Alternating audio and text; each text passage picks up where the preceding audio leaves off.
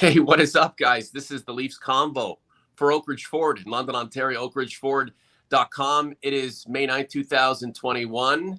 Happy Mother's Day to all you mothers out there. Mr. Augello, please extend our sentiments to your wonderful mother. And, of course, my wife's already received her bouquet of flowers. And the day is about to progress for not just mothers across the world, but Leaf fans, too, rejoicing after the Maple Brothers clinched the Scotia North Division with a 3-2 victory over Les Rats. 2 more to go of the 56, and then it's on to the playoffs, and it's, you know what, the semifinals with a bullet based on this team, even with all of the injuries kind of hanging over their heads. Mr. A, talk. Good morning, Norm. So when we started the season, everybody said the Leafs were favored to win the division. I think that there was some reasonable evidence that would be the case, but going through the slog of a 56-game season against 6 opponents multiple times, it got to be a little tedious. Yep. But I think they're full marks for the division victory. Not that really means anything now, other than home ice advantage, and not that means as much as it usually does, but it's an accomplishment. It shows that they were the most consistent team in this division. I think they're the team with the least amount of flaws going into the playoffs. But as we know, watching the playoffs for as many years as all of us have, there is no guarantee that the best team in a division is going to come out of the division. So the work has only begun for the Maple Leafs. And after 2 meaningless games in which I'm assuming they're going to rest a lot of people, the battle begins, and it looks like that battle will be against the Habs. Trevor Hickey is in the chat. Morning, gents. Been a while since I talked to at least Norm. Boys clinched the division. Still super weird to say that, but I am stoked. I'm, in my mind, downplaying this division clinching. Yeah. But it is significant, is it not, in terms of building momentum psychologically, accruing positivity and that sense of accomplishment, knowing that, we've conquered one thing, it's on to the next, the big prize is within reach. Well, I mean, this was the first time that they've won a division in 21 years, and that and $5 will get you a coffee at Starbucks. But will it? Yeah, well, $5 American maybe.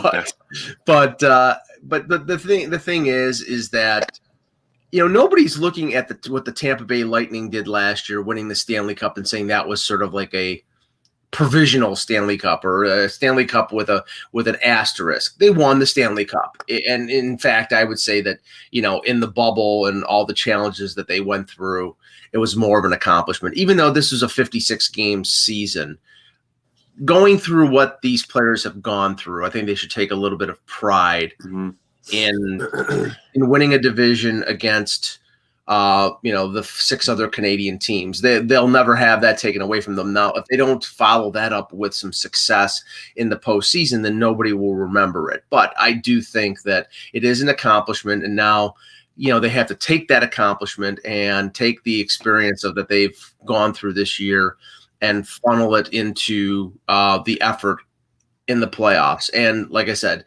it looks as if it's going to be Montreal. Mathematically, it's still possible it could be Winnipeg, but Montreal only has 2 games left against Edmonton.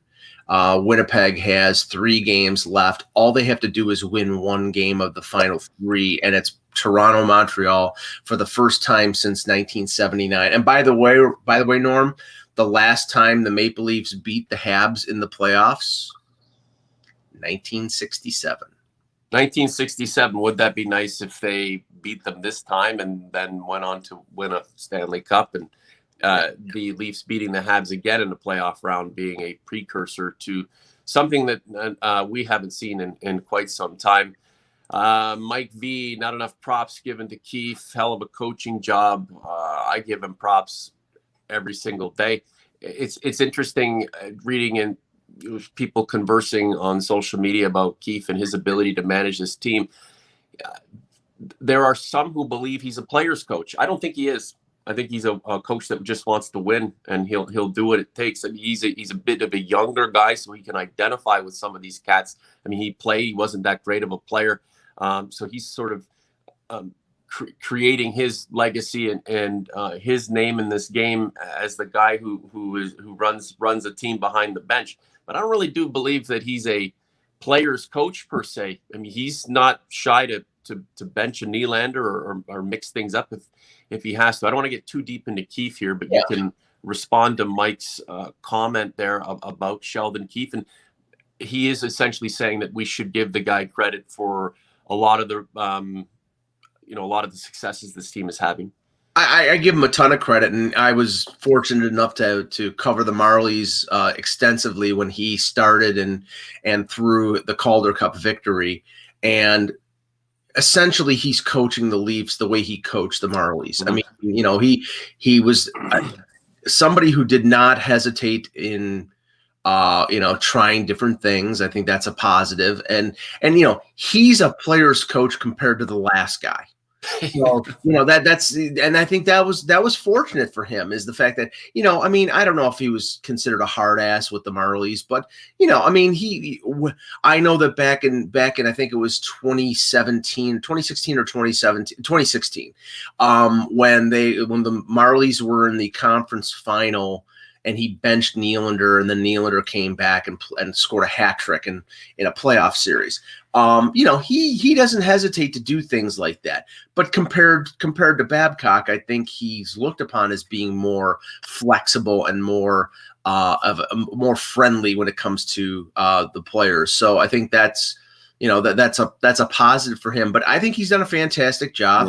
I think he's been able to implement some different systems that have made this team. And, granted, you have to pair it with what Kyle Dubas has done in terms of upgrading the roster. This team, the last couple of years, was a terrible defensive team. Mm-hmm. Now, maybe the forwards have matured. Maybe their mentality has changed because they realize that they have to devote themselves at both ends of the ice to win, and they can't just, be out there to score goals. But the roster's been upgraded, and the coach has been able to implement improvements based on the roster being upgraded. Mm-hmm. This is the Convo for Oakridge Ford in London, Ontario. Oakridgeford.com. Not a lot of new inventory on the ground right now.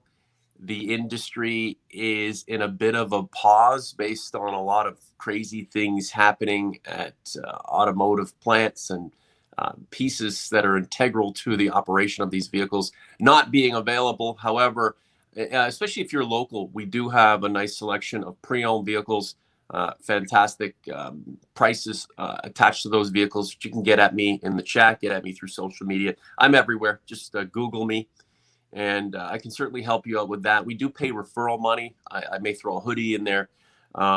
And we do really do appreciate your support in any which way you can give it, because the Leafs Convo, it's Mike and I, but we do what we do because you guys are receptive to it. So thank you very much for that. Ty, message me in the chat here in about 10-15 minutes regarding your Ben Hutton question. We just got to get moving on here. Matthews scores 40 goals, Mike. Now, it doesn't matter which player is doing what in the league right now. Every one of their accomplishments pales in comparison to what that guy at Edmonton's doing. I've never seen anything like it. But within the Maple Leafs community, 40 goals in 54 games for Austin Matthews. Mightily impressive. Marner with 20, but number 34, spectacular. Yeah, I mean, don't get me wrong. I think what McDavid is doing in Edmonton is going to win him the heart, and it's been fantastic.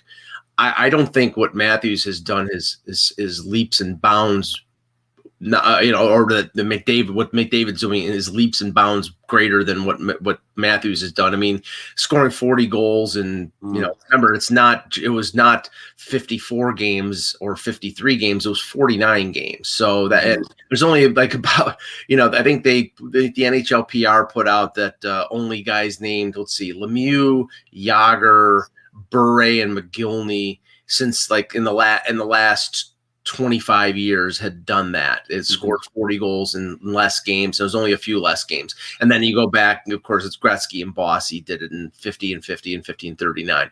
But, I mean, yeah, McDavid getting 100 points in less than 55 games is fantastic. Just real quick, he has 33 more points than the next guy. I know.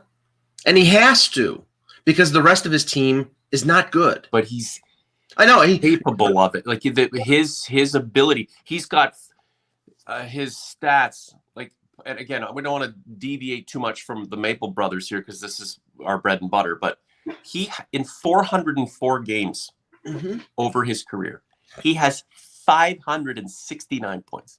You and I like those guys who are a throwback to the yesteryear of crazy point getting. Connor McDavid is that guy today. Yeah. It's nuts. Yeah, it's a crime, and this year, thank God for it, that player, as fantastic as he is, yeah, there you go, and $30. Yeah, there you go, Canadian.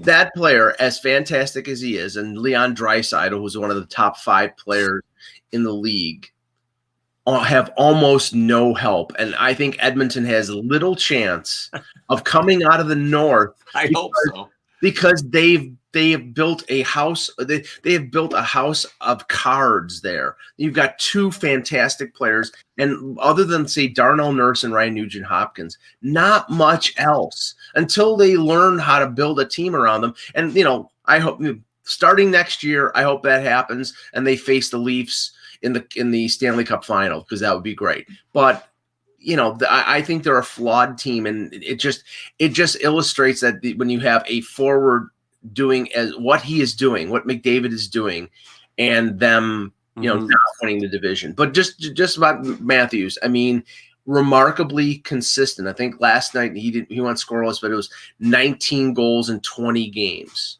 I hope that the Leafs give him a rest before the playoffs, give him 1 of the 2 games off.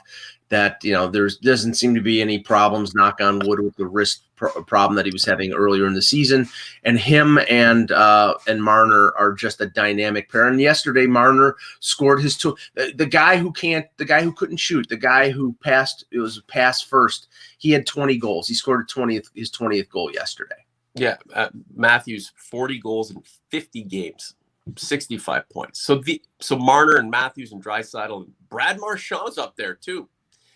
Speaking of Rats, and we'll get into Tom Wilson here in a couple of minutes. But these guys are all playing extraordinarily well, over a point per game, and then you have McDavid on another planet. God bless Connor McDavid and what he brings to the game. I mean, he is today's Sidney Crosby and then some.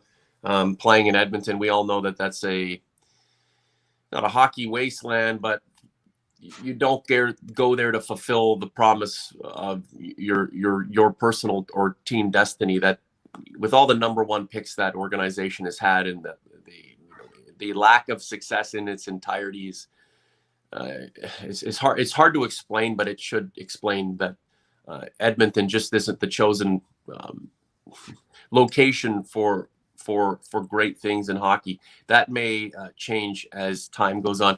Lots of people in the chat right now. Sean Robertson's here. Be skinny. We have JNM. I know that Cuda US1 is here too. I have a hoodie for you, sir. So watch out for that. It'll only cost me about $50 to send anything to the United States. But you know what?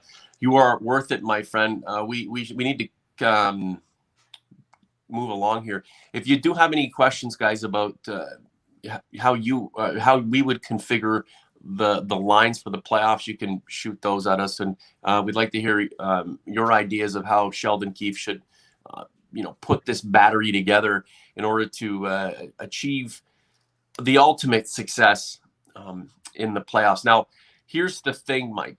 What I'm thinking of this season, regardless of who the Leafs played against on a consistent basis, there was no real regression. Now, They were up, they were down, but it would all even out, and then the Leafs would come out ahead after that, 20-game period of wins, losses, wins, and then, you would be, I don't know, they'd be 13-7 over that period, despite the hiccups.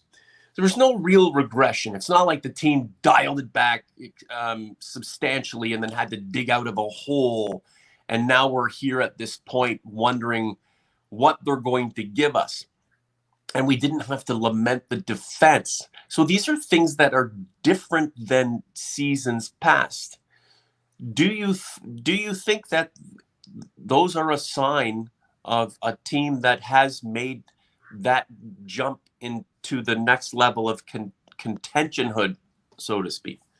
Well, I mean, they started out the first half of the season as one of the best teams in the league. I think they had the top record until I think the middle or late February. And then they went into that loss 6 out of 7, losing 6 out of 7 in early March when Campbell got hurt and Freddie Anderson had to play hurt. And then they had to play Michael Hutchinson a lot. I think over the second half, they've been sort of inconsistent. And now, they built up that early lead and they didn't cost them the division. But when you lose 5 in a row and 6 out of 7, and then that's sandwiched between winning 5 in a row and 9 of 10. And now, I mean, you don't want to do that when the playoffs come around because you lose 5 in a row or you lose 4 in a row and you're out. So, I mean, I think they've stabilized things, but they took advantage of the fact that they had such an early lead. They did have some injuries, and I think they've been more consistent lately.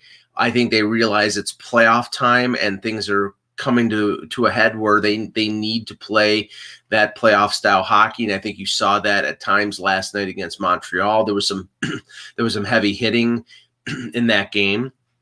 And I think that was in preparation for that potential first round match because, signals are being sent, messages, guys like Corey Perry and Josh Anderson are going to throw their weight around and be cheap or, in the case of Perry, be cheap. But, that goes with the playoffs. And in years past, the Leafs had nobody to respond. Last night, you had Ben Hutton, who they traded for from Anaheim. He threw a nice check against Josh Anderson. And there you go, as Ty W says. And Wayne Simmons was stirring the pot a little bit last night with a couple instances. Nick Foligno, when he gets back in the lineup, will be doing that in the playoffs. Those are things that traditionally the Leafs have sort of like turned the other cheek, which you can't do in the playoffs. So I think this team is more consistent and more prepared for the playoffs than any team we've seen from the Leafs in recent years. But again, they still got to win the games. We know the Leafs are a level above the Habs. It's apparent based on their competition against each other this season. How on earth do the Habs multiply their abilities several times over when the playoffs start and all of a sudden become a contemporary of the Maple Leafs? Well, I mean, consider this. The roster that the Habs put out there last night was missing Philip Deneau, who's their matchup center against Austin Matthews. And he's out with a concussion, so we don't know what his status is going to be for the playoffs. Paul Byron, who's a useful depth forward. Brendan Gallagher, who will be back for the playoffs. Shea Weber, who's their best defenseman, and Carey Price. Yeah. So if you factor that all those or most of those players are going to be back, they're going to be significantly better. And they've added one of the best young forwards in the league in Cole Caulfield at the 11th hour. And he's only scored a couple goals in 3 games against the Leafs. So what they've done against the Habs over the last couple games, especially the game where they jumped out to a 4-0 lead, it's all fine and good. But if you're a Leaf fan and you think it's going to be a cakewalk, you're sorely mistaken. Jeff Komisarek is in the chat. Never mind. A hot goalie is the only thing that'll stop the Leafs from winning the North. How does Carey Price come back from the dead to stonewall He's the Carey. Maple Leafs? He's Carey Price. He can do I that. just don't. I just don't see it. I know, but okay. I'm going to be the realist here instead of being the sunny optimist, which you're known for that. Yeah, I really world renowned. Yeah, I'm wearing black for a reason. But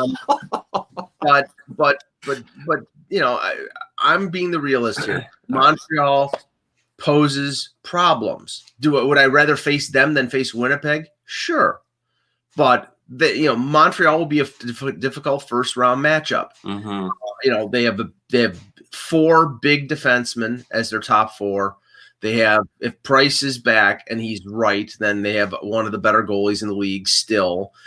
Their issue is that they don't score that much. Now, if Caulfield gives them offense to go along with Toffoli and Josh Anderson and Suzuki, who was scored a nice goal last night, although I thought Campbell should have had it.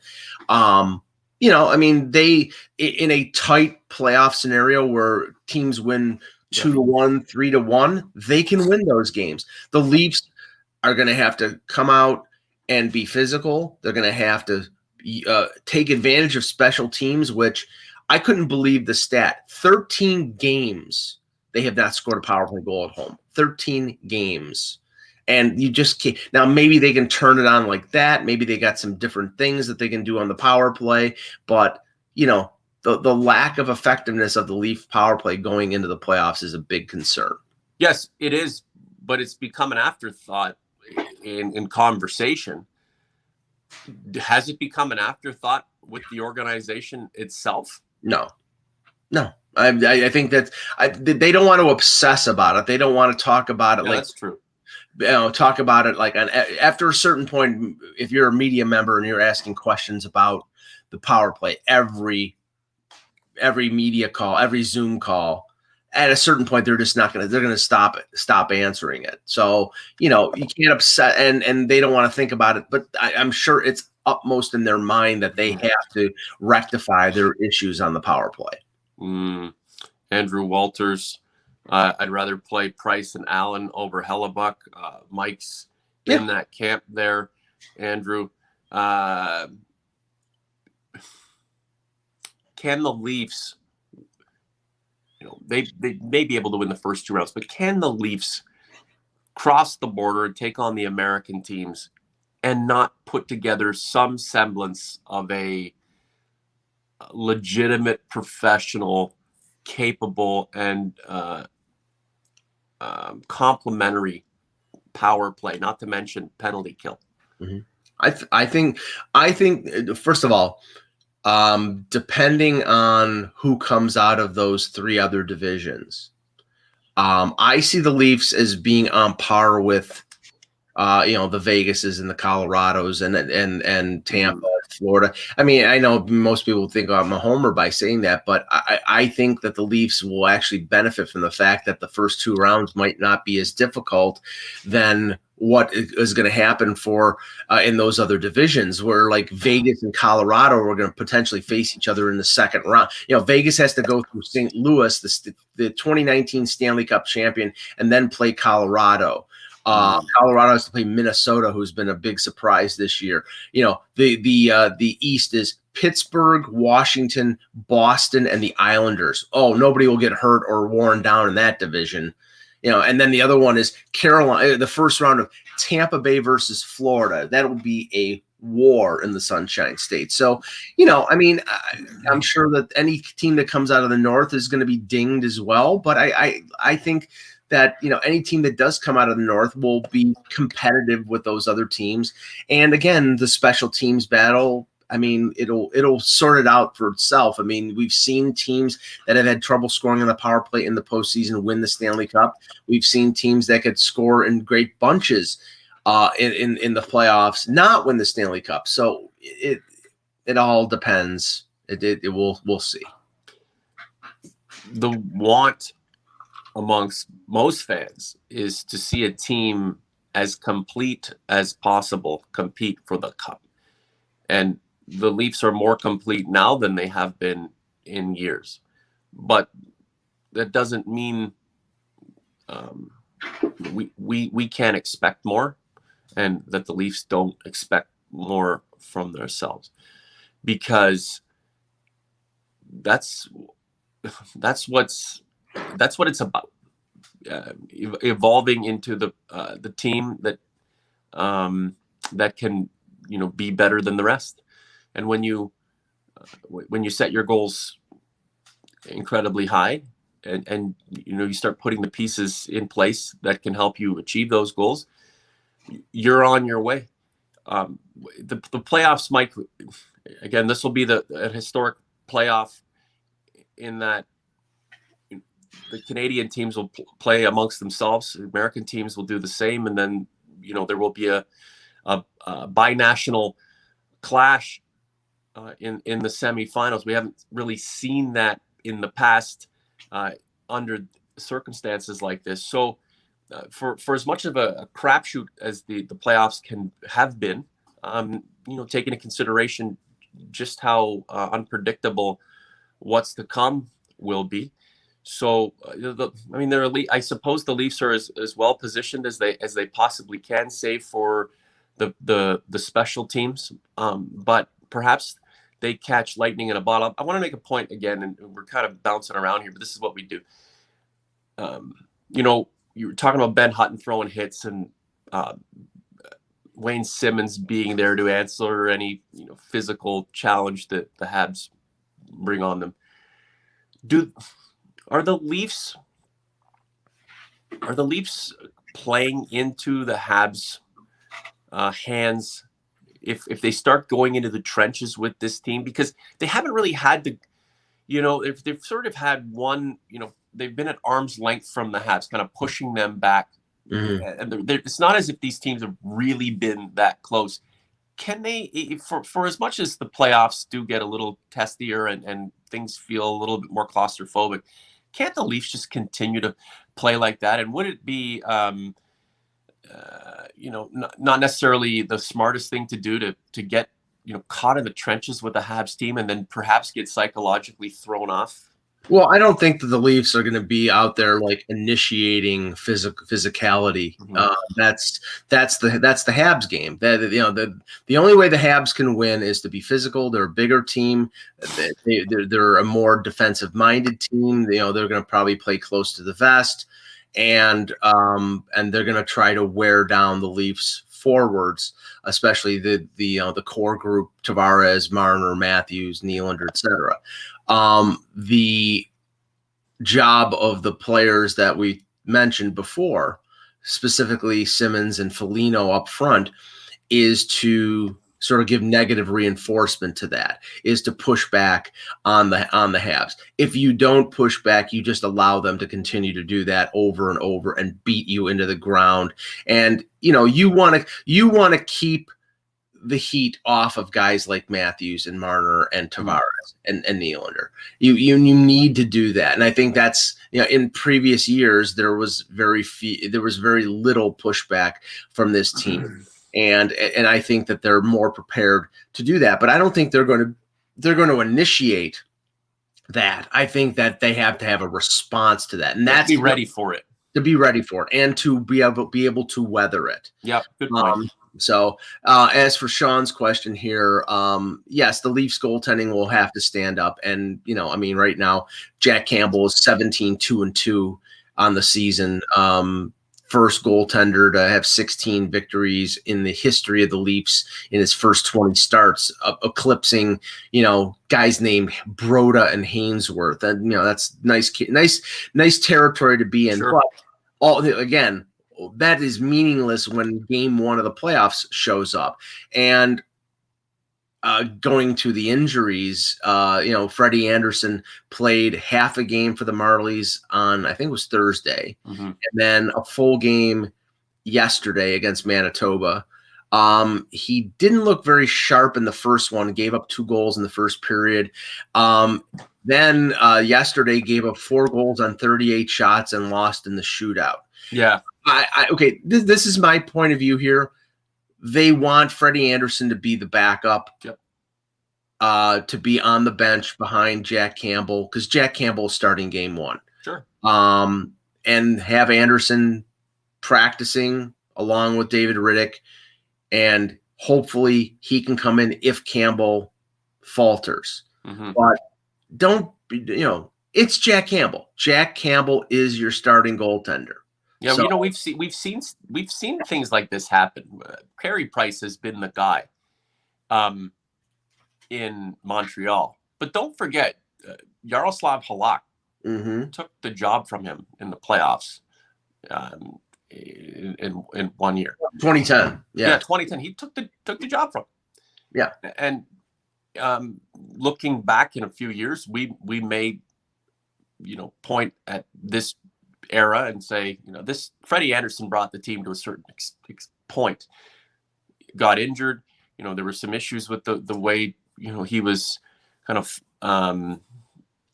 coming undone at certain points of a game or a period of a schedule. Jack Campbell comes in. Here's a guy with capability, but, needing to kind of overstep some of the personal issues that he's been dealing with, health related.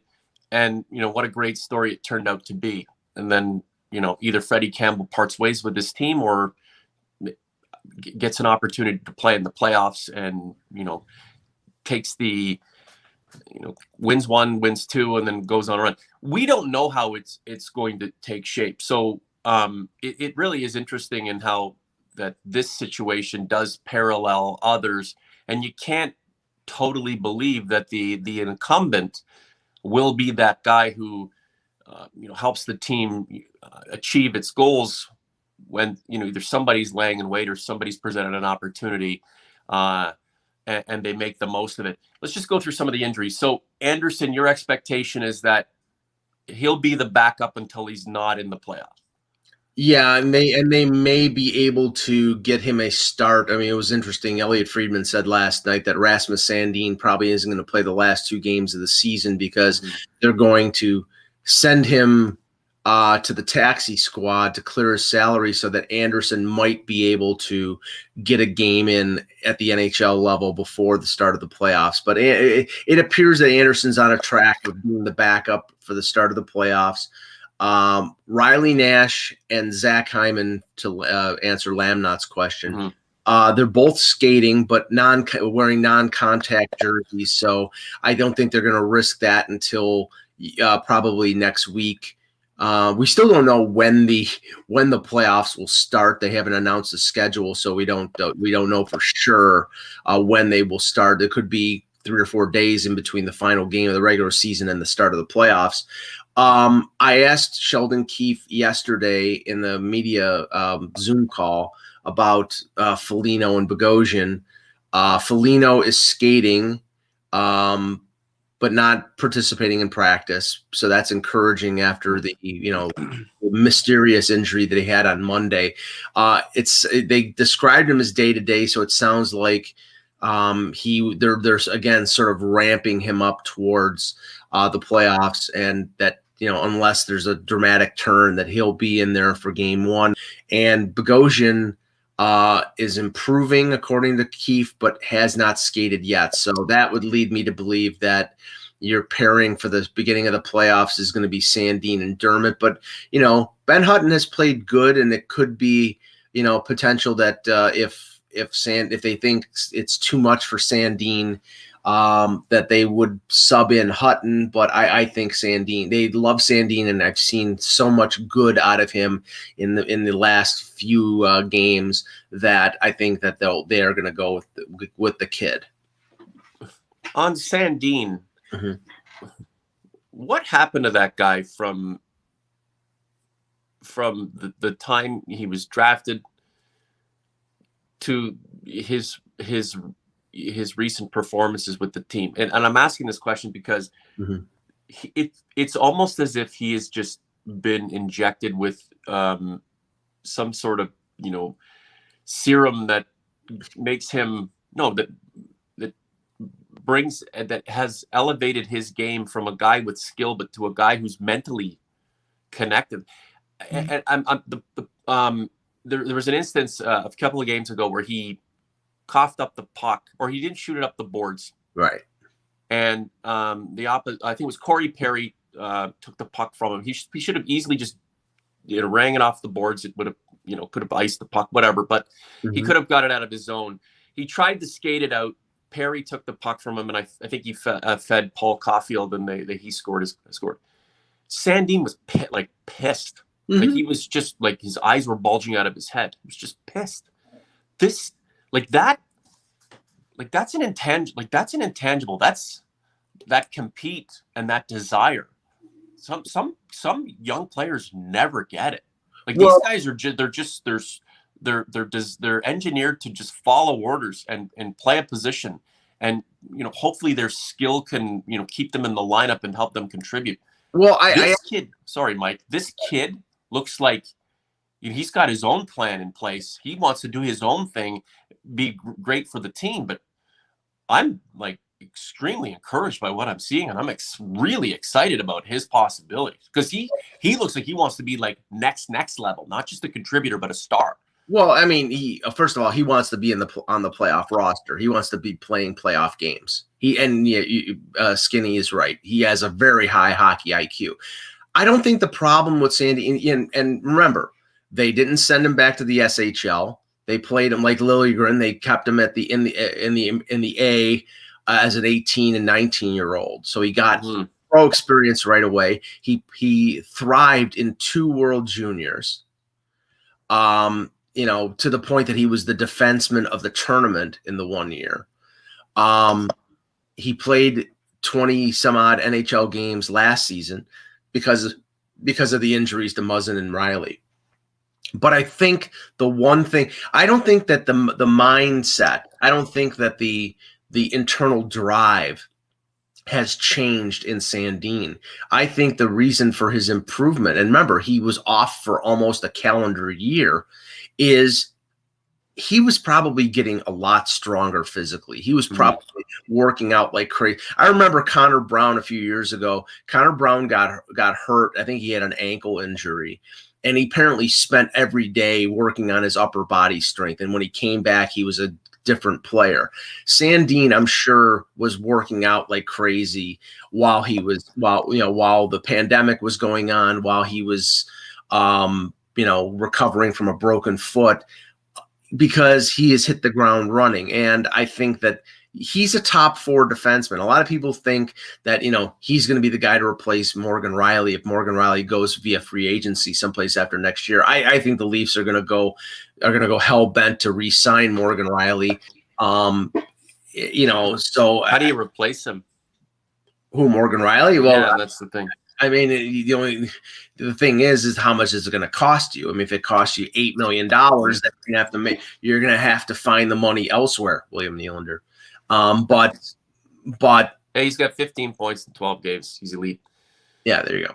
I mean, he's having a good year. Don't yell at me. I'm kidding. He's having a good year. No, he is. But he's going to score some big goals in the playoffs too. But Sandin might be capable of that if they can't get Riley signed. So, I mean, we'll see. But it's a nice problem to have. He's a really talented kid, and he does seem to have a level head when it comes to the pressure of the NHL. And he has succeeded at every level. So I don't expect that he's not going to succeed at the NHL level. Could he be the Leafs' #1 defenseman at some point here in the next 2-3 years?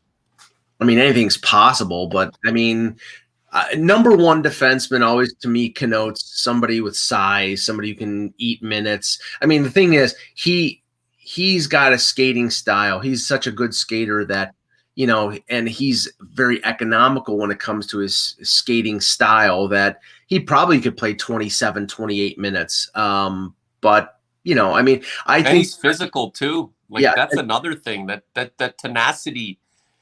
That's what I like. And I don't know, I'm a good old Canadian boy, sort of, I guess, not really, but why can't you add that into your game amongst a lot of other things? It's about packing on as many skills and attributes as possible. Well, I mean, I like I said, like when he threw that double cheek check on Blake Wheeler, to me, that was like, I mean, that was a Nicholas Kronwall move. And it's like, if you can get fit, and he's not the biggest guy. I think he's 5'11", 190 pounds. But if you use that the right way, and he, like I said, he's stronger. He's more established in terms of how he is just carrying himself on the ice. Then he could very easily be a top 4 defenseman as soon as next year. Yeah, and that's all part of his development, and development is, strengthened and reinforced by maturity. But let's not forget, Mike, there has to be an internal drive, an internal want to be a part of a roster, and then be an integral part of a roster. And look, you can have 10 prospects all with the same skill set. Not all 10 are going to succeed. Not all 10 are going to succeed to the same extent, right? And just watching the way that Sandin plays is impressive. It's impressive. Again, and the fact that he has been dormant for a considerable period of time, and then coming into a team that's achieving success collectively, and then having this guy just drop in. I can't wait to see more. I'm just really thrilled by it. And this goes back to, our idea of how a team should be comprised or put together. You have layers, right? You have your stars. You have your contributors, that group that will support the stars. And then you have, a younger group of individuals that are starting to permeate the team and its abilities with their own capabilities and their own offerings to the group. And Sandin is right in there with the McCabe's and the Robertsons and stuff like that. So not only are we excited about the now, but the future looks pretty solid too. The Tom Wilson fiasco. Rangers, Capitals, for the faint of heart, it hasn't been a very good run of hockey highlights recently. Well, I mean, Tom Wilson is he's a hockey terrorist in my eyes. I mean, I love physical hockey. I really do. I love hits. I love fights. But that's not the game anymore. Mm-hmm. And Jeff Merrick calls Tom Wilson a unicorn, meaning that he's not, he's 6'4". He skates. He's a very good skater. He has the offensive ability, but for some reason he is bound and determined to just be a weasel. And to, the act that he pulled against the Rangers, punching Buchnevich, then, the players coming to to Buchnevich's rescue, like Panarin, and then he power bombs Panarin on the ice, forcing the Rangers, who are not a physical team, not a tough team, to have to stick up for themselves and show that they're not cowards, as apparently some people in the New York Rangers hierarchy thought were calling them. And in the end, Tom Wilson is probably giggling because he forced all this chaos, and that he's an agent of chaos. Mm-hmm. And I know people don't like when I cut you off, Mike, but I mean, it is what it is. I don't mean to cut you off, but we're trying to have a conversation here. He is allowed. I mean, he's a unicorn. He's a throwback. He's, I don't know, kind of like how would you, I don't know, how would you say this? Like one of these, a carp or a piranha or something, in a, serene, environment, still kind of there, wreaking havoc with no individual, with no group of players on any given team, or one player on any given team to hold them in check. And we've seen comments from guys like George Laraque and Colt Noren and the like. John Scott commenting on, when I was in the league and this guy was doing, he was still kind of finding his feet and becoming douchebag that he is today. He didn't want any part of me because he knew I would break his face in one punch. But a guy like that, unchecked, can do these kinds of things and create this havoc and put other his opponents in danger, right? So he's that ratty kind of guy that at once upon a time would have the shit kicked out of him and kept in check when the knuckle draggers were on the ice. So I'm not saying go back to those days, but he is the unicorn, the throwback. He's still out there.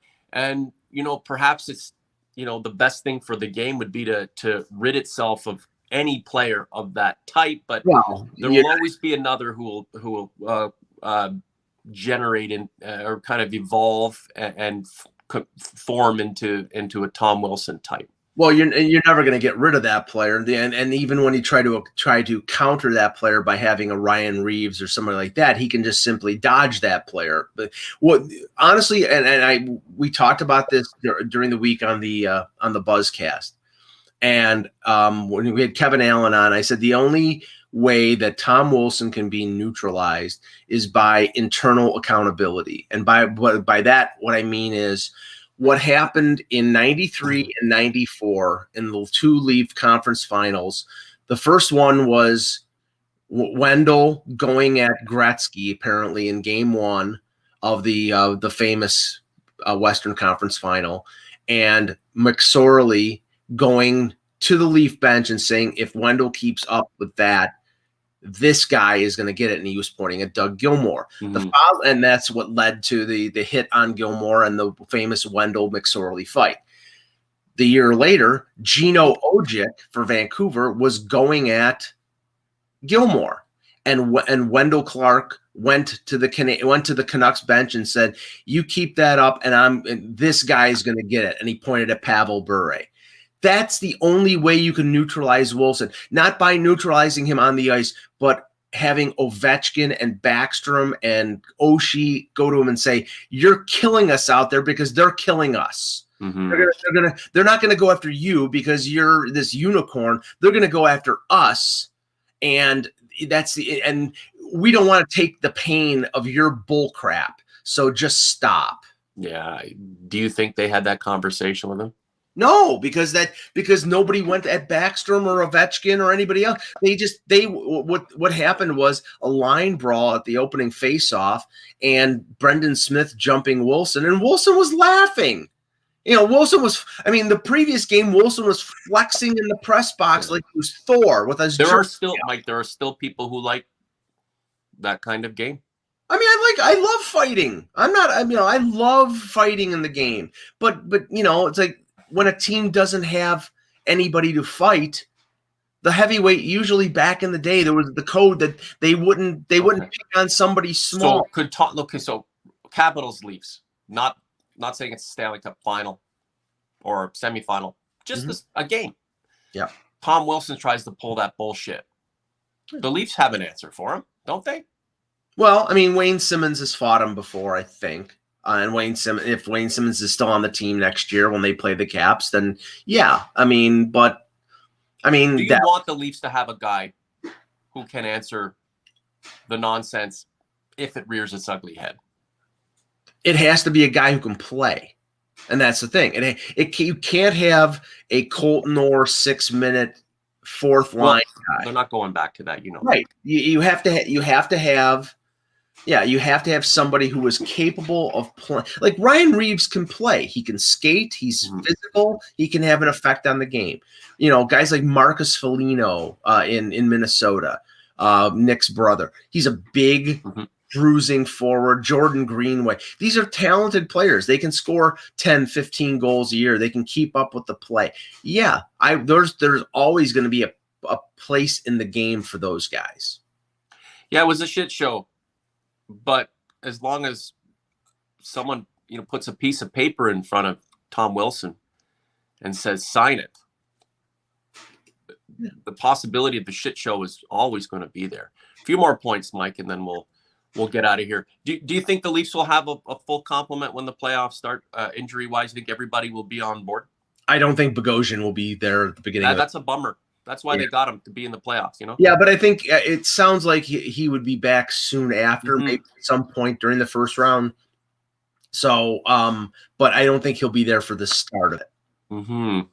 Yeah. Everybody else, I think we will be available. But the question will be who will be in the lineup and out of the lineup for game one. You know, Pierre Engvall scored 3 goals in 3 games and has played probably some of his best hockey recently. So, you know, I would think that he would make it, and a guy like Adam Brooks, who hasn't played badly, but I think they have more lineup flexibility with a guy like Engvall playing. He could play the 3rd line, the 4th line, center or wing. You know, there's some, you know, flexibility there. Yeah. I don't think Riley Nash will start the playoffs because I can't see them inserting a guy who has not played a game in the regular season in game one.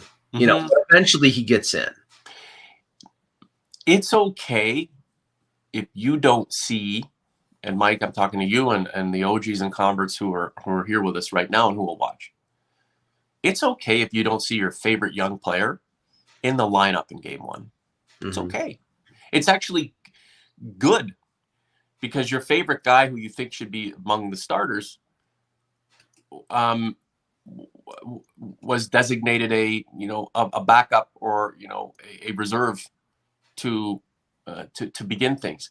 And that's a byproduct of a team being really good. And it's okay you don't see your favorite youngster start with the squad to get this playoff going, because the likelihood of that player drawing in is quite high, especially over a four series run with the total of potential 28 games. Oh, believe me, the depth that this team has assembled is going to be used. Yes. You know, if Alex Galchenyuk is in there for game one, there's no guarantee by game 7 he's going to be in the lineup because somebody else might be in the lineup. It just you look at Dallas last year, you look at Tampa Bay last year, and you look at the number of players that they used. I keep making the point that Kiviranta, who was the hero of the series against Colorado, wasn't in the lineup at the start of the playoffs against, I think, Calgary when they played them. So, you know, you're going to need players that are not starting at the outset that will be in there later on. Yeah, and the other question is, and the hope is, will the leaders of the team, the guys who will play the big minutes, whether up front or amongst the defensive group, be capable of enduring that grind night in and night out, series after series, and going all the way? I want to see this team go from not winning a first round to winning a Stanley Cup. And history tells you that a lot of times teams have to get to the precipice or get close to and feel that ache and pain before they, you know, finally, reach the zenith. So again, our expectations are high, but would it be okay for this team to make the semifinals, play really, really well, and lose? Well, I mean, to a certain portion of the fan base, yeah. I think to another portion of the fan base, no. You know, the thing is, there's a limited window here with this team. I mean, I think Spezza will be back next year. I don't know if Thornton will be back. I don't know if they'll be able to sign Simmons and Bogosian again. You know, I mean, the team could be completely, you know, you could see Nick Robertson or Sandin or, young players inserted. You don't know what the construct of this team is going to, Foligno is not going to be back. I mean, he's going back to Columbus. Riley Nash is probably not going to be back. So, I mean, this is going to be a different team. Yeah. I think they right now, in the here and the now, this team has as good a chance as any of winning the Stanley Cup as any Leaf team has had in the last 20 years. And if they don't, it's going to be disappointing to some people. And we don't know whether that window will close. I mean, as long as they have Matthews and Marner and the top end talent that they have, they're going to be contenders. But the additional players that they have added this year this year gives them the best chance. Yeah, Rowdy Roddy 67 sharing his line combinations with us in the chat. Thanks, Rowdy Roddy. Welcome to the show.